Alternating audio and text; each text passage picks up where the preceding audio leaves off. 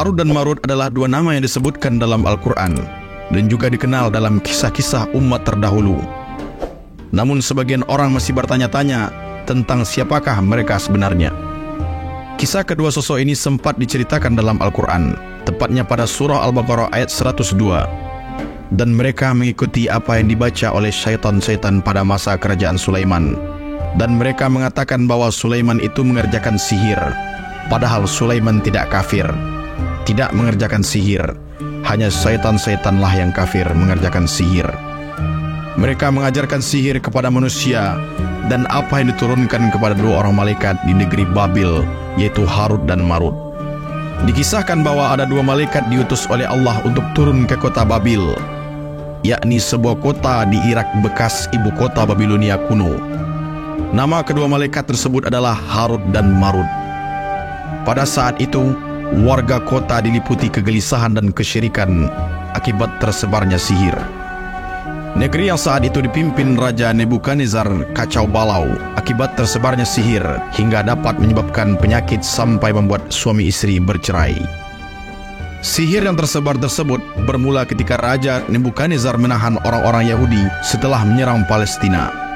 Tawanan tersebut pun mulai memainkan sihir saat tiba di kota Babil. Sebagian bangsa Yahudi memang dikenal sebagai bangsa yang sangat dekat dan mahir mempraktikkan ilmu sihir. Dengan pengetahuan sihir yang mereka kuasai, mereka kemudian menakut-nakuti warga Babil dengan membuat lingkaran besar sebagai lingkaran sihir. Demi melenyapkan ketakutan warga akibat sihir tersebut, maka diutuslah dua malaikat ke kota Babil, Harut dan Marut oleh Allah. Keduanya diutus untuk mengajarkan sihir kepada warga Babil. Mereka mengajarkan sihir bukanlah untuk berbuat kejahatan.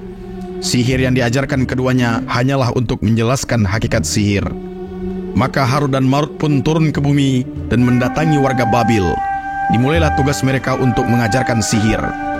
Ketika warga mendatangi mereka untuk mempelajari sihir, keduanya memperingatkan agar tak menyalahgunakannya untuk berbuat syirik.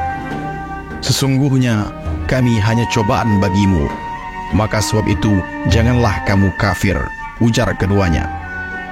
Harut dan Marut pun kemudian menyampaikan ilmu dasar-dasar sihir dan cara melenyapkan lingkaran besar sihir yang dibuat Yahudi.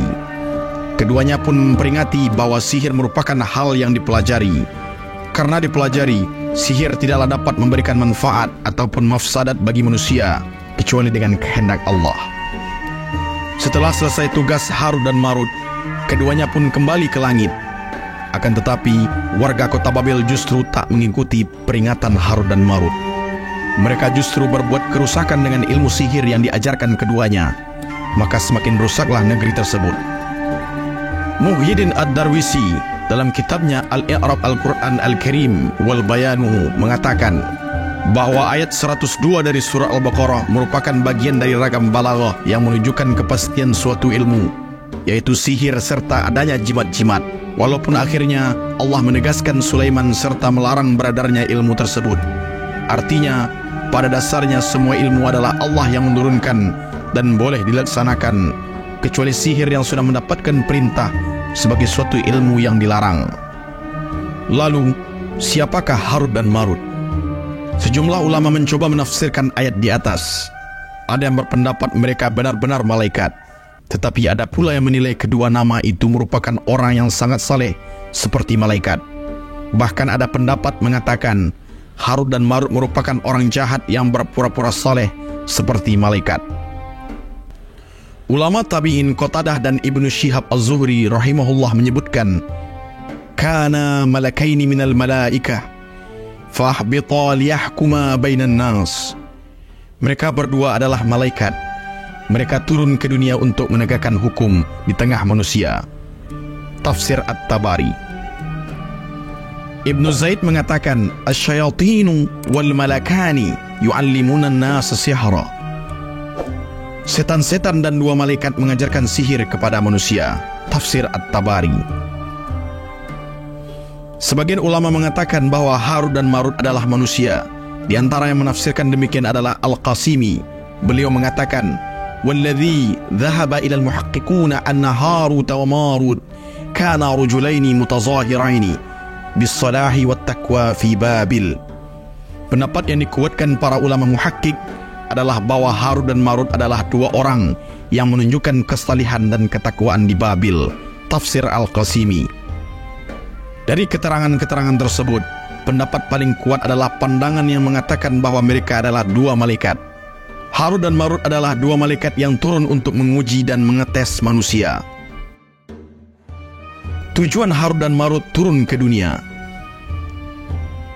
Kisah Harut dan Marut memang memiliki banyak versi. Salah satu yang terkenal, yakni keduanya merupakan malaikat yang diutus Allah turun ke kota Babil. Saat itu warga di sana diliputi kegelisahan.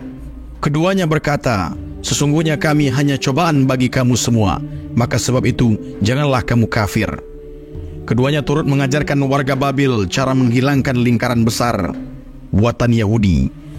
Setelah tugas selesai, Harut dan Marut kembali ke langit. Tetapi warga Babil malah tidak mengikuti peringatan para malaikat tersebut. Warga justru merusak dengan ilmu sihir yang diajarkan, sampai akhirnya kota Babil semakin berantakan. Dari kisah tersebut dapat dipahami bahwa tujuan utama mereka turun ke dunia adalah memperlihatkan hakikat sihir pada warga Babilonia, agar mereka tidak diperdaya oleh setan dengan segala tipu muslihat sihir. Namun pada akhirnya, ajaran keduanya diselewengkan dan peringatan mereka tidak dihiraukan yang berakibat pada kekacauan. Adapun kisah yang beredar tentang Harut dan Marut bahwa mereka adalah malaikat yang dihukum oleh Allah, kemudian mereka melakukan zina, mabuk dan membunuh. Ini kisah dari Israiliyat yang tidak boleh diyakini. Islam dalam menanggapi permasalahan klasik yang selalu mencuat, baik dalam agama Yahudi maupun Nasrani, yang dikatakan bahwa mereka adalah malaikat yang durhaka dan mengajarkan sihir kepada manusia, adalah dengan adanya ayat yang telah diturunkan Allah dalam surat Al-Baqarah ayat 102. Ayat tersebut secara jelas menyatakan bahwa posisi dan tugas dari kedua malaikat yang diturunkan ke negeri Babil adalah sebagai ujian belaka yang membawa pengetahuan akan ilmu sihir, yang diantara fungsinya adalah mampu mencerai-beraikan hubungan suami istri. Sehingga dengan adanya cerita yang mengatakan bahwa Harut dan Marut adalah malaikat yang memberontak adalah tidak berdasar sama sekali. Ibnu Katsir mengatakan, "Hasiluha raji'un fi tafsiriha ila akhbarin Bani Israel, iz laisa fiha hadisun marfu' sahihun muttasilun al-isnadi ila as-sadiqil masduq." Kesimpulannya, rincian kisah dan Harut Marut itu berasal dari cerita Israiliyat, karena tidak ada hadis yang sahih marfu' muttasil yang sanadnya kepada Nabi sallallahu alaihi wasallam. Senada dengan pendapat Ibnu Katsir, As-Sa'di juga mengatakan bahwa semua kisah tersebut adalah kisah Israiliyat. Jadi mereka mengajarkan sihir sebagai bentuk ujian bagi manusia. Syekh As-Sa'di menjelaskan, demikian juga orang Yahudi biasa mempraktikkan sihir yang dahulu diturunkan kepada dua malaikat yang ada di bumi, di negeri Babil, Irak. Mereka berdua diberi ilmu sihir sebagai bentuk ujian dari Allah bagi para hamba.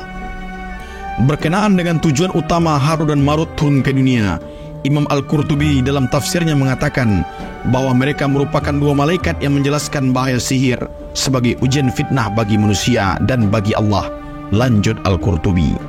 Adapun kisah yang terkenal tentang Harut dan Marut yang kemudian keduanya dijadikan sebagai malaikat yang mengajarkan sihir, disertai adanya tambahan kebohongan oleh para sejarawan bahwa keduanya telah dihukum dan berubah bentuknya, semuanya itu adalah dusta, palsu dan batil, tidak layak untuk diyakini dan didengarkan.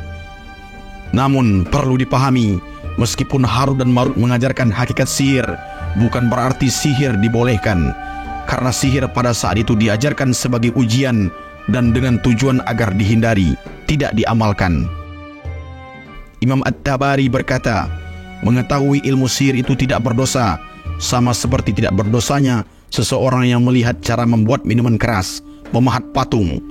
Letak dosa itu manakala ia mengamalkan dan mempraktikkannya. Wallahu a'lam.